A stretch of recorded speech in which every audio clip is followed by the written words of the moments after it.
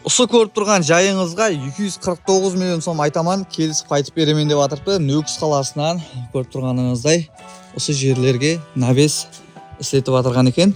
Осы жерден кіріп келеміз жайымызға. Екінші этаждан болады бұл жайымыздың. Көріп тұрғаныңыздай осындай күрляктан бастырылған, жақсы ағаштан бастырылған екен. Кіріп келеміз. Бұл жерден есік түседі. Әмде екінші этажға осы жерден көтерілсеңіз болады екен.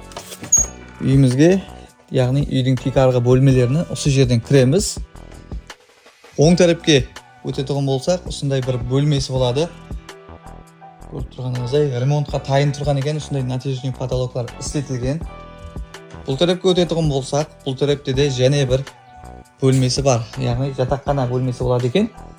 Көріп тұрғаныңыздай, бұл жерге де сондай ремонтқа тайын тұрған екен. Бұл тарапқа өтетұғын болсақ, асхана бөлмесі жайласқан. Асхана бөлмесі осындай көріністе. Қыстың уақытында жылы болады дейді. Пластик айналар бар жайымызда. Және де осындай радиаторға ітібар беретін болсақ, радиаторлар осындай шугуннан қойылған екен. 20 айдан үлкен болады, 8 сотик. Қоңысылар осындай толысқан. Мәнзілге келетұғын болсақ, Қожан ауылда жайласқан 8-ші көшеден болады. Осы көріп тұрған 40-ші жайыңыз. Асфальтқа ұзақ емес, жақын. Осы жерде 75-ші маршруттар жүріп тұрыпты. Осы жайымызды 249 миллион сом келісім вақада алып үлгерін.